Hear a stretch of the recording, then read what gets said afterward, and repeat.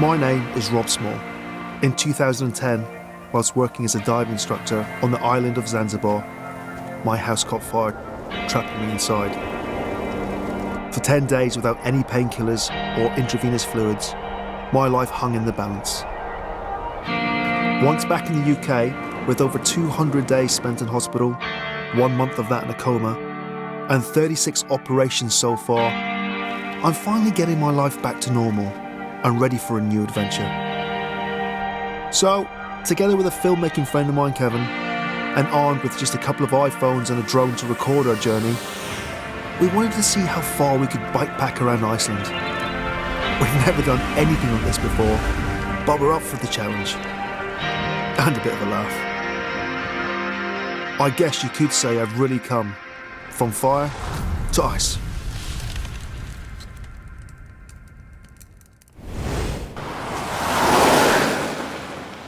We were just joking about it earlier, but for all we know, that could say no parking of bikes. It really could. But it looks nice. Finish the shot.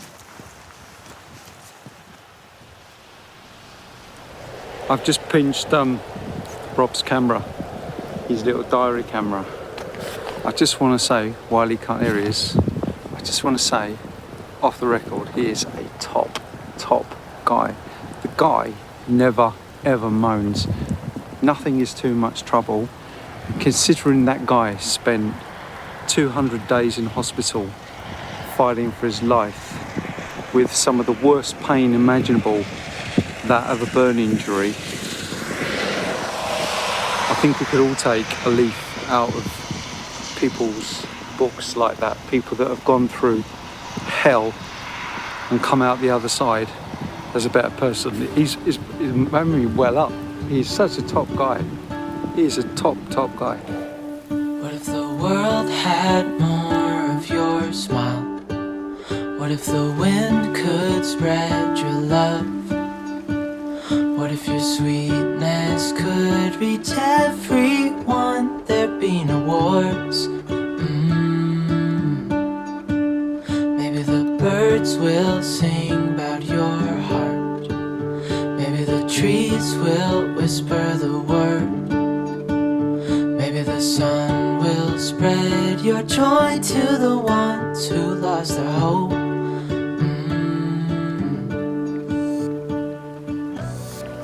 Welcome to the spot under my bridge, mate. Welcome to the Caribbean, it's roughly the same. Every now and then, my crew and I, we're going to do a little bit of bike maintenance, are we? So we're just going to practice pumping up the tire, mate. Bumpy. Let's go. We've had that before, we have. Rob, you're supposed to pump it up, not let it. I find the best way to pump up the tyre is to get rid of all the air, start again with this fresh air we have here. Because before we had house air. This is fresh Icelandic air. This was on purpose, mate.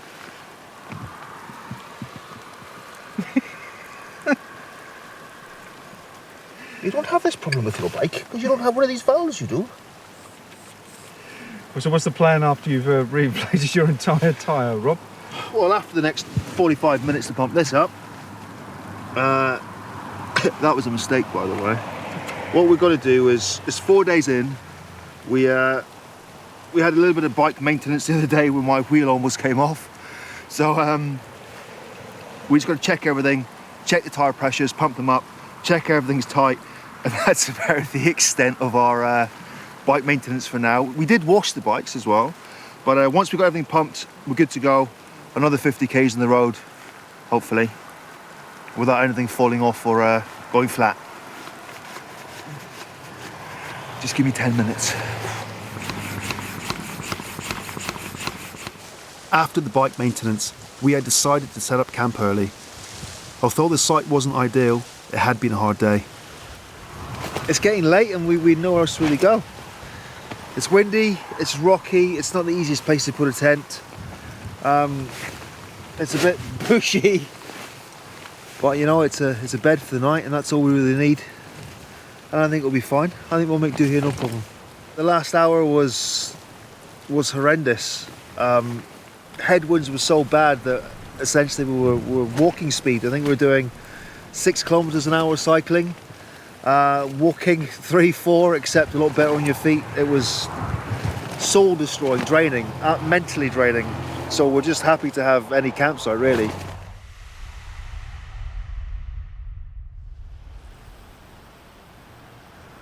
We're having real problems pronouncing where we were going. Road signs, locations. So we just stopped trying because it's too hard and embarrassing.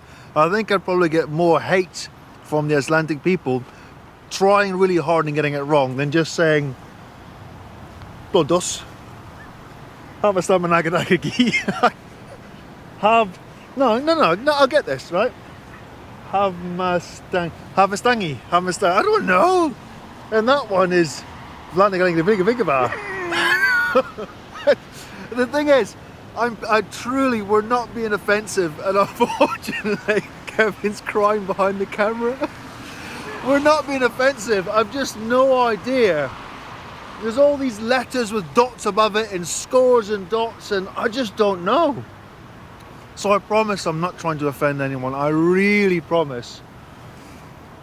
But every time we have to do a piece to camera and I spend 10 minutes trying to work out the pronunciation, it doesn't work. So from now on, we're just going to do it the way we see it. Offend some people, but please, we're just rubbish at it. We're not trying to be offensive. And I promise I will put the time in later to try and learn to pronounce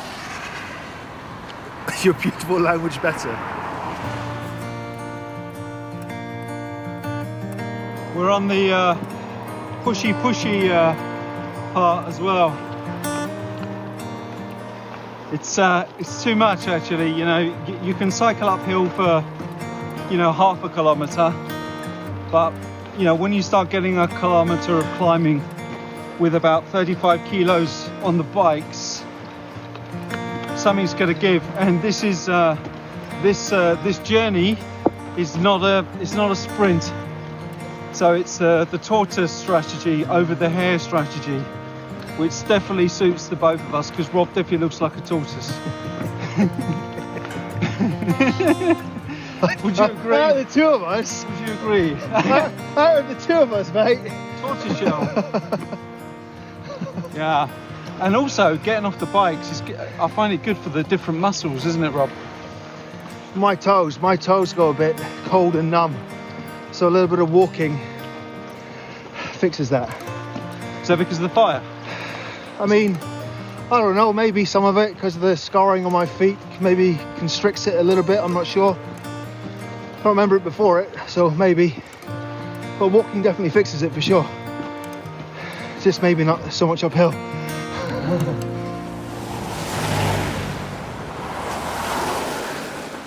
I think it was 7-10 days, can't remember now.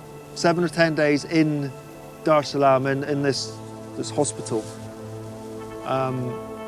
Without painkillers, without fluids, and they were treating me best they could. Basically every day I had the sheets ripped off of me because they stick to your wounds. I was taken to a bath, and then they'd scrub my wounds with a nail brush. And they'd scrub, and the noise come out of me was irrelevant. And they'd scrub, and then I'd go back to bed, where all the sheets would stick to my open wounds again. And then the next day, they'd rip this sheet off and scrub it again. And that's the only thing I ever struggled to talk about with the fire. I've always been able to talk about what happened, but at the beginning, that I really struggled. I'd break down in tears all the time. These roads are super dangerous. This is more dangerous than coming down the hill the other day. When you overtake a bike on the road, act as though it's a car and move over to the other lane like you would a car. Because some of these trucks, buses, all these cars that come past us and leave us a little bit of room, at that speed, the wind is moving us around and it's dangerous as... We were getting tired of the monotony of the road. We wanted a wilderness adventure. but pushing the bikes on the flat highway against a strong headwind was leaving us uninspired. And we started to think, was there a plan B? Yeah, so yesterday we had this kind of dilemma, Robin. We were sort of like thinking, the ring road isn't what we expected. It's not. It's just very monotonous. I know there's trucks and cars, and it is a road after all. I mean, what were we expecting? The road for ourselves? I mean... That's it. I'm sorry, the guys are here. Can everybody else just stay off the road while they do the bit? Yeah. Nah, you're right. You're absolutely right. I just hope that we can have some interactions with people and sort of communities and little curiosity shops, coffee stops, other cyclists, other travellers. Because we had this crossroads, it's always going to be in our mind, the road not taken. Would have that been amazing? And if we went on that one, we're going to be well, wouldn't this one be amazing? Yeah. But all our planning, all our prep was for this. So, you know, the bed you lie in and all that, I don't think it's a bad decision. I don't think it's a negative. I think it's a good one. That's crack on. It was the project that we set out to do, to cycle Iceland's Ring Road, good or bad, exciting or monotonous. Take each day, you know, as it comes. The scenery will change for sure. I mean, look where we are today. You know, by a road. Yeah, but the other side of the road is fantastic. You know, it will change, and I think that is part of adventure, isn't it? You can't have adrenaline the whole time. You will have. No, you definitely can't. We wouldn't. My heart couldn't handle that, I don't think, or my body couldn't anyway. It was one real sort of wish list on doing this adventure and also making the film, that we would have organic, real sort of encounters with Icelandic people and experience some of the culture and just try to understand what it means to be Icelandic. But you know, going into a petrol station or something, you know, we're not sort of hearing their stories and meeting them. It's almost like there are no people, but of course there are. They obviously know something that we don't, that it's windy and the weather can change just like that.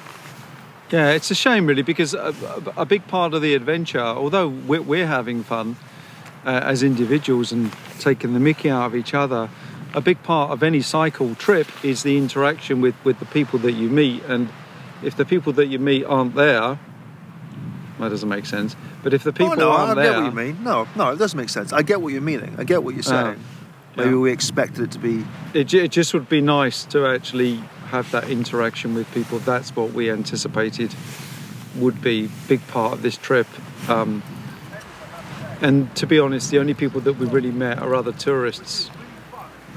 So, yeah, it's a shame, but it is what it is. There's nothing we can do about it. So we'll continue to make the most of our adventure and just take the mickey out of each other is probably the best solution.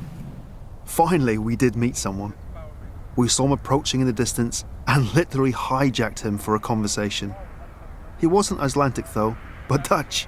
We still swapped stories and had a laugh. Have you done mainly campsites at all, or have you been wild camping, only wild camping, one campsite, and last night a cabin because everything was wet and it had rained all day yesterday, maybe two. So I checked in for a cottage. And it was so you had good. any problem wild camping? You always found a spot? Yes, and the day before I slept in a horse stable because it was high in the hills and I was so sick and tired of the wind. And there was a hut with next to it a barn. Yeah. And I just peeked in the barn. And I made my tent up in the barn.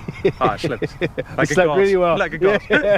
Really well. Only it was a bit smelly. That's worth it, huh? Me too. Exactly, yeah. Yesterday there was sun and there was rain, beauty in the mundane. And as the light startled our eyes, we let go of disguise. There's an old song, What a Difference a Day Makes, and that really applies to yesterday, because at the end of yesterday we were just both, to be honest, just a bit downhearted.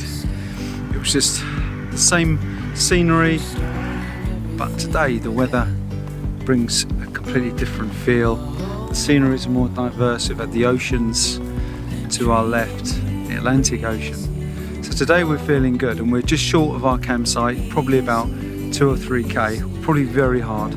But you know, it is an adventure, so when it does get hard, just keep on at it, eh? Beyond gravel, beyond all.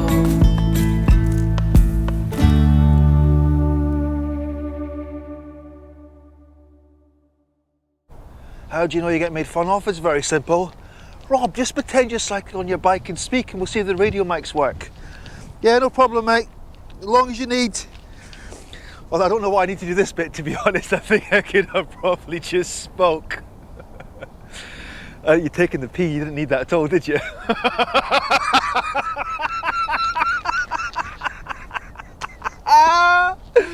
Oh. Hands up if you're gullible. No, keep them up. I want to count them. Right. So one of the things we talked about when we were packing for this trip was sun cream, and we really thought, do we need it like in Iceland? Well, today is the first day I think the sun cream is actually going to come out, isn't it, Rob? Well, it's out. Well, I'm going to put it on my head. On my head. You don't have natural protection like hair. Yeah, so it's going to get used. The down part, and down's not the right word to use, but I don't know how else to say it right now, is because it's so nice and because it looks so amazing, we want to film it all.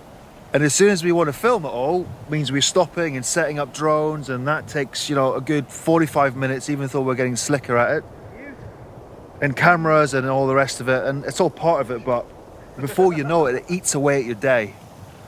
And trying to make the 50k a day, even though it's easier in these conditions, starts playing on the back of your mind. And it's only, I don't know, 11:15 in the morning now or something, but already I'm thinking, oh, we're gonna have to push at some point.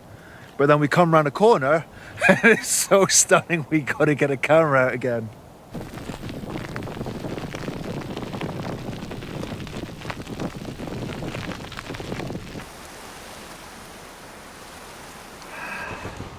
We're just making a cup of tea. And the reason that we're using all this to make a cup of tea is because you can't get it from anywhere. And hand on heart, we've hardly seen a petrol stations, I think 3. So 2 or 3, I remember 2 clearly. Anyway. And even coming over some of these mountain passes, I'd expect a petrol station or something just for the cars to fill up, and there's nothing. I find it really, really weird. And, you know, we get all excited when we see the flags or whatever, thinking it's a petrol station, or I do anyway. And I think, oh, I'm getting a warm coffee, I'm all in now. And then we came to this one, as like a lot of them, they're all closed, and I find it amazing. And it's what? Start of September, just out of high season. I don't know, maybe we got it wrong. Maybe it is only open for a small period, but you get mentally worked up and you get excited. And if we didn't have all this stuff, then we wouldn't be having tea right now. And Kevin was saying earlier, you know, he thought that we were taking overkill, taking coffee and tea bags and everything. If we didn't bring coffee and tea bags, we would have had, what, 3 coffees in the last 10 days. And that's true. Oh, they've even got, I bet they had sandwiches. I could do a sandwich. I'm just surprised, that's all. That's it. Just surprised, nothing else. On that, I'm going to make a cup of tea now.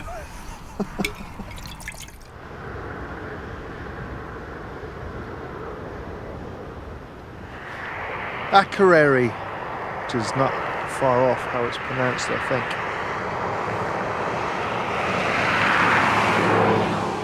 Over the hill and far away it is. I think it's like 5k's away and we're there. Or to the town or city or whatever it is of Akureyri.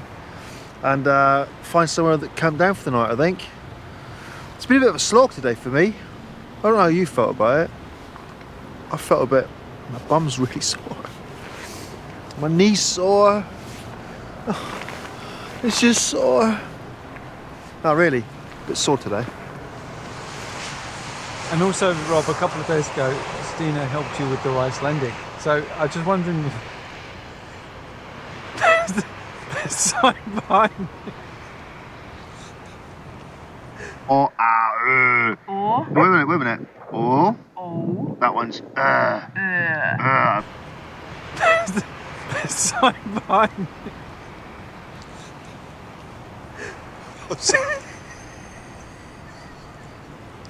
This is the perfectionism coming through. Hold your camera straight. The sign behind you, Rob. What about it?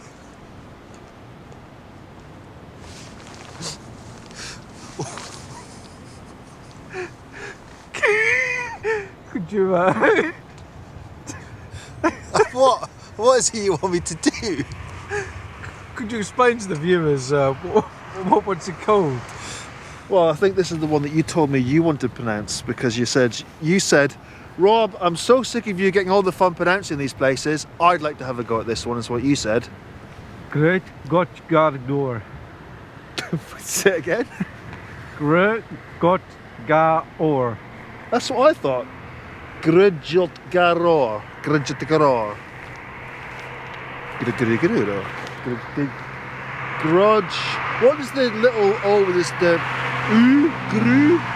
Grudjotgaror. No, I don't. Stop laughing. That was a long day. That was what, 65k, give or take. And I felt it. I'm not going to lie to you. I felt it. My knees. I don't think I could. Oh, look, it's gone a bit blue. It's bruised. Look at that bruise.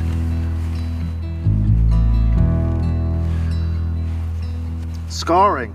You know, my legs are what they are, and I can't help that. And you know, I accepted my injuries a long time ago, and that's what it is. I mean, the good news, or not the good news, the good thing about what we're doing is it's not a race. It was never a race. We're not endurance athletes. I think we've said it before as well. And you know, we've got a finite amount of time before a flight, and we tried to get as far around of the country as we can. So the most important thing, and we said this from the day one, it's not about saying we cycled all the way around Iceland. It's about we gave it a go and we had a good laugh along the way. That's all we can. Yeah. That's all we can hope for. That's all we can want. At the end of the day, you can do what you can do. I don't want to let you down. I don't want to let people down. I'm serious. You know, my little boy's going to see this as well, and my friends and family and so on. And you know, if my knee can't handle getting around Iceland, then okay, it can't handle it. I can't stop that, but it doesn't take away me feeling bad about it if it happens. No. Or embarrassed, or I don't know, slightly emotional maybe. Silly.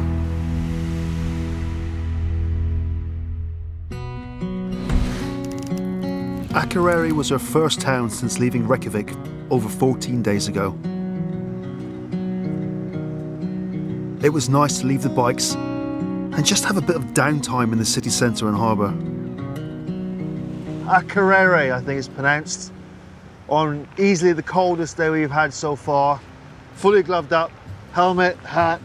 Kevin's got trousers, I've got my sexy socks up. And it's not always easy to get the map out. So we found a nice solution to that. What we do is we find a van with a map on it. Easier than all this getting maps out rubbish, keep your gloves on. Anyway, we started here. And we came up here. And along here. I'm going to stop that bit because it's annoying. Basically, where we are right now is here in Akureyri. And actually we had a bit of a, not an issue, but there's been a storm warning came through that Stina's warned us about, and we're now seeing it flashing up on the boards around us that there's a yellow warning of a storm. So we had a little discussion and we have to come through this little boat. This is great, we use van everywhere. We're trying to head to here. But to do that, we've got to go over a mountain, and the storm is maybe not the smartest idea. On top of that, my knee's been causing a bit of jip. So we were discussing today about the possibility of essentially staying where we are today, because traveling through here in the storm with no campsite's a bit silly, and possibly getting a bus while the storm's on, instead of losing that time, to leapfrog us forward a little bit. I don't know, we're still trying to find out if that's possible or not. But because we like the van, we thought we'd use the map. So to recap, idea is, this is where we are, storm coming, not smart to cycle in the storm, so instead of sitting put for 2 days doing nothing, we might leapfrog that day, jump on a bus that can go through the storm and take us forward. We'll let you know what happens. You can watch what happens. But there we go, on the bus. I feel a bit guilty. I don't know if guilty is the right word. Feels a bit, I don't know, maybe like I've let this side down a bit, or we copped out, because okay, the storm, you know, that's been safe and sensible, but you know, my knee is playing up as well, and it is a bit sore, and I don't want people to think that I've took the easy way out, that I saw the opportunity to sit out.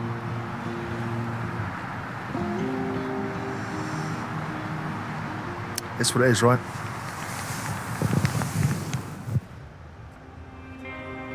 With the doubt behind us, it was a relief that we could actually get the bikes on the bus. Even the driver warned us that the bus ride would be a bit sketchy with the side winds. As the barren landscape passed us by, we knew we'd made the right decision. But it was good, though, to get back on the bikes.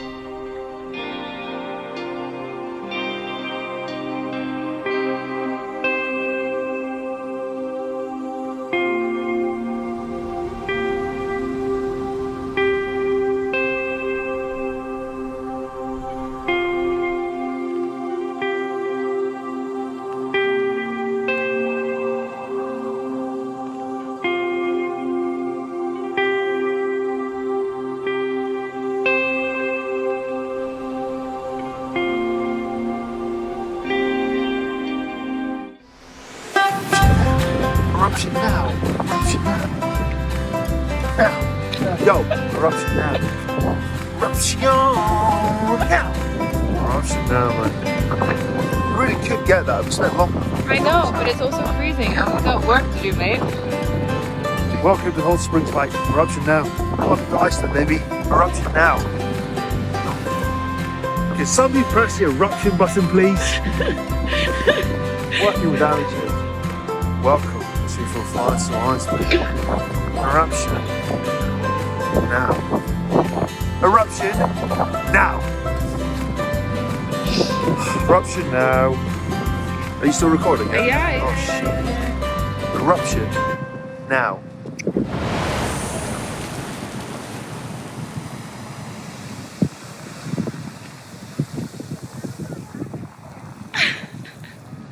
Magic fingers, baby.